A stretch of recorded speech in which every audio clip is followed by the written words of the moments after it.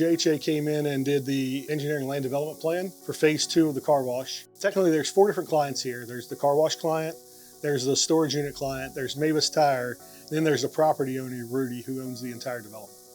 Rudy and I have hit it off from day one. He understands that I have the construction background. Let's figure this thing out. Let's get it done.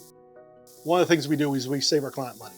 The car wash client, Mr. Cooper, we've gotten along well. We've gotten everything he needed. He wanted to change some things to save himself some money, and we've done that.